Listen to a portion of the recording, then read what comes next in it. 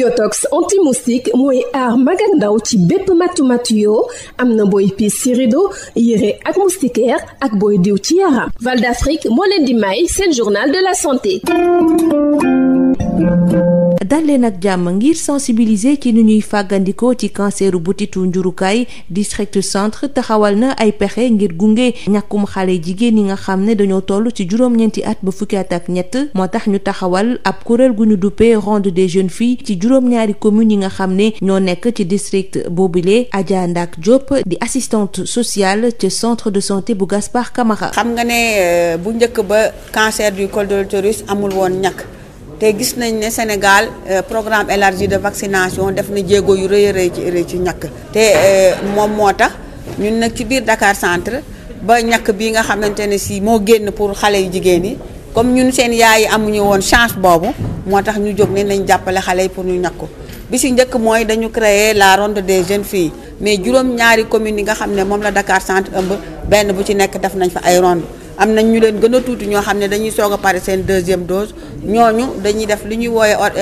père éducateur dañuy ñaax seen moromu xale yi toll ne ñoom won leen ne ñoom ñàkku nañ ñoom aussi nañ ñëw ñàkku ñii aussi dañuy dugg ci seen yaay yi won leen ne leen xale yaa ngi ñàkku génne leen aussi seen xale yu jigéen yi ñu ñàkku parce que suñ sañoon benn jigéen dootul dem ndax cancer du col de l'utérus. bu weesoo loolu amal nañu fa it lu ñu duppee cercle des mamans ëmb ay jigéen yoo xam ne seen liggéey moo di yee waajuru jigéen ñi ci solo si am ci ñàkk seen doomi jigéen ngir aar leen ci feebaru canceru butitu njurukaay. cercle des mamans yi aussi si juróom-ñaari commune benn bu ci nekk am nañ fa cercle ñuy yëngu ci biir ñooñu dañuy dem ci yaay yi won leen ne leen ku sa doom am rek 9 ans ba fukki at ak ñett nañ génn si ñu ñàkk leen. ba loolu weesoo aussi am nañ ay papa Miss des papas ñooñu dañuy yëngu ci PV ñooñu ci réseau yi la ñuy dugg di sensibiliser ñooñu aussi di wax seen yeneen moromu góor yi ku si am doom bu jigéen boo xam ne am na juróom-ñeenti at ba jàpp fukki at ak ñett nañ leen génnee ñu ñàkk leen. bu ñàkk bi weesoo aussi am nañ li ñuy wooye équipe mobile d'action communautaire nga xam ne ay sages-femmes ci biir ay médecins ci biir ñëpp ci biir ñooñu dañuy génn di wër ci marché yi di wër si ñi nga xam ne amuñ jot pour ñëw ci hôpital fekk leen fa di leen defal dépistage cancer du col de l'utérus kuñ ci dépister aussi képp loo xamante ne si gis nañ ko muy ay lésions yu ndaw danañ la indi Gaspard Camara defal la li ñuy wooye prise en charge des lésions précancéreuses gratuitement. ba loolu yëpp weesoo bis bu set ci consultation sage-femme bi dañ ci dugal dépistage cancer du col de l'utérus ba nga xam ne képp ku ñëw mën nañ la ko may dépister la altine ba àjjuma. mbokk déglukat yi fii la ñu yem ak yéen ñu yendoog jàmm. Yotox anti-moustique mooy aar mag ak ndaw ci bépp matu yoo am na booy piis ci rido yére ak moustiquaire ak booy diw ci yaram. Val d'Afrique moo leen doon may seen journal de la santé. Yotox anti-moustique pour le corps, les vêtements, les rideaux et draps vous protège contre les moustiques chez l'adulte et l'enfant. Val d'Afrique vous offre votre journal de la santé. Bonjour à tous. Pour sensibiliser sur la prévention du cancer du col de l'utérus, le district centre a mis en œuvre des stratégies d'accompagnement dans le cadre de la vaccination chez les filles âgées de 9 à 13 ans. Une ronde des jeunes filles a été créée dans les 7 communes du district pour aller à la rencontre de leurs pères. Les précisions de Adja Ndak Diop, assistante sociale au centre de santé de Gaspard Camara. Vous avez vu que le cancer du col de l'utérus a beaucoup tué surtout les femmes. Maintenant, les femmes qui sont concernées par le cancer du col de l'utérus.